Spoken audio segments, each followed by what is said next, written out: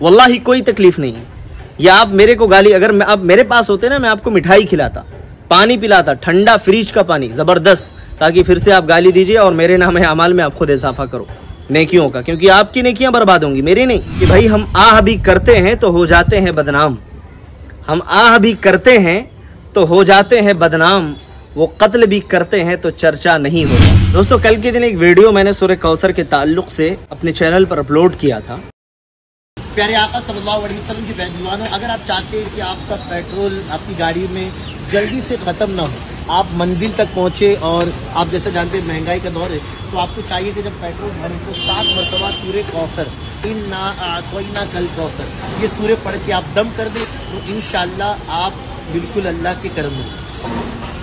तो हमारे किसी भाई ने फेसबुक पर कमेंट किया था कि भाई साहब, अगर ऐसा मसला है तो पेट्रोल डालने की जरूरत क्या है, सूरह कौसर पढ़ करके निकल जाओ ना। आइए मैं उसी वीडियो के कुछ कमेंट्स हैं जो आपके सामने पेश करना चाहे। जुबैर मलिक साहब, इन्होंने अच्छा कमेंट किया, कहा कि मुसलमानों में जाहिल लोग भी बहुत हैं, क्या कर सकते हैं।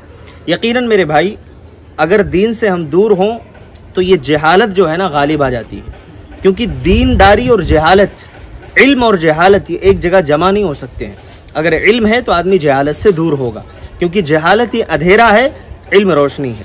हॉलीवुड मूवीज़ बोल करके एक चैनल है किसी साहब का, उन्होंने तो लंबा चौड़ा तबसरा कर दिया, कहा कि तू अहले खबीस में से तो नहीं है ना, सूरह कौसर के कमालात तुझे क्या पता जाहिल, कुरान पाक की एक एक आयत ख़जाना है।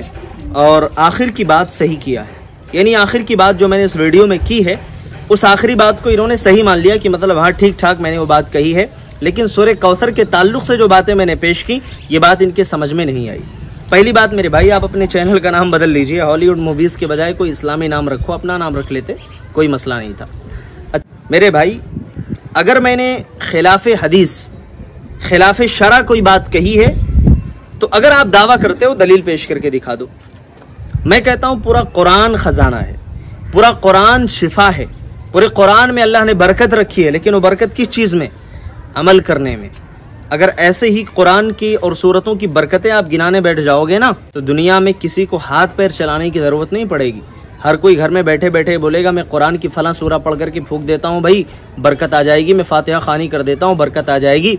ऐसे बरकत नहीं आती है। बरकत कुरान और हदीस पर अमल करने से आती है, और जिस चीज़ से जो बरकत मुमकिन थी अल्लाह के नबी ने बता दिया है। अगर आप कहते हो कि सूरह कौसर पढ़ने से ऐसा ऐसा मामला हो सकता है, साबित करके बताओ। कुरान और हदीस में अल्लाह के नबी सल्लल्लाहु अलैहि वसल्लम ने कहाँ ये बात कही है कि सूरह कौसर के ये फ़वाइद हैं? भाई बहुत सारी सूरतों के फ़ायदे अल्लाह के नबी सल्लल्लाहु अलैहि वसल्लम ने गिनाए हैं, बताए हैं।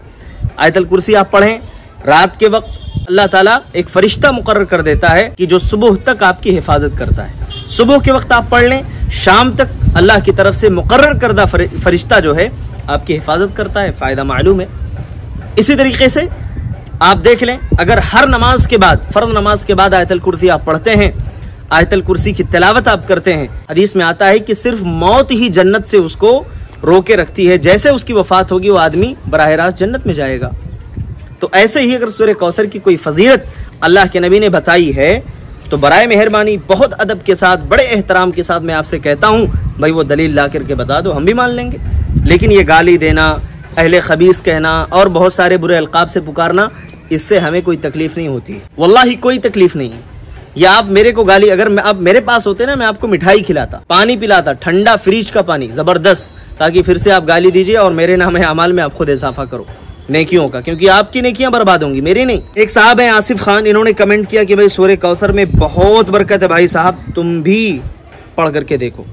भाई सूरह कौसर ही में नहीं, अल्हम्दुलिल्लाह हम पूरा कुरान पढ़ते हैं और पूरे कुरान के बरकत के हम कायल हैं। लेकिन मैं आपको एक मिसाल देता हूँ, अल्लाह ताला ने शहद के अंदर क्या रखा है? शिफा रखी। अगर मैं आपसे कहूँ कि शहद को एक बोतल में रखो और अपने गले से बांध लो, आपके पेट की सारी बीमारियां दूर हो जाएंगी। आप मेरी बात मानोगे? आप मेरी बात आप तस्लीम करोगे? नहीं मानोगे आप। इसी तरीके से अगर कुरान को आप किसी कपड़े में मुकम्मल कुरान बांध लें और अपने गले में लटका लें, उससे बरकत आ जाएगी, उससे पूरे घर में बरकत होगी, शिफा मिलेगी? नहीं मिलेगी। और वही कुरान की कोई सूरा पढ़ करके जो नबी से साबित नहीं है, आप खाने के ऊपर फूंक दो, है ना। इसी तरह से आपने जैसा कहा कि भाई पेट्रोल के ऊपर मैं फूंक देता हूँ तो जल्दी खत्म नहीं होगा, बहुत सारी चीजें जो अल्लाह के नबी ने बयान नहीं की है, अल्लाह के नबी ने नहीं बताया है, तो क्या उससे वो चीज हो सकती है, क्या मुमकिन है? अगर ऐसी कोई दलील है ला करके दिखा दो, मैं तस्लीम करने के लिए तैयार हूँ। एक और चैनल है, उन्होंने कमेंट किया है, इनका नाम सना खान शायद था, इन्होंने शीना खान पता नहीं क्या लिखा है 9167 कि अल्लाह चाहे तो कुछ भी हो सकता है ना। तुम्हारी सोच जहाँ खत्म होती है वहाँ अल्लाह ताला की करामती शुरू होती है। क्या करामत शुरू होती है भाई? अल्लाह रब्बुल आलमीन चाहे तो कुछ भी हो सकता है, बिल्कुल कुछ भी हो सकता है, लेकिन अल्लाह रब्बुल आलमीन जब चाहे तो हो सकता है। अब अगर आप बिदात करो, खुराफात करो और बोलो अल्लाह ताला चाहे तो कुछ भी हो सकता है, इतनी अजीब व गरीब बात है। अरे भाई, एक तो बिदात कर रहे हो, ऐसा अमल जो अल्लाह के नबी से साबित नहीं है, और ऐसी चीज बता रहे हो जो नबी से साबित नहीं है, और आप ये उम्मीद रख रहे हो कि उस पर अल्लाह रब्बुल आलमीन की तरफ से बरकत नाजिल होगी। ये अफसोस की बात नहीं है। इन सारी बातों को बस एक शेर पे मैं खत्म करना चाहूंगा कि भाई हम आह भी करते हैं तो हो जाते हैं बदनाम, हम आह भी करते हैं तो हो जाते हैं बदनाम, वो कत्ल भी करते हैं तो चर्चा नहीं होता।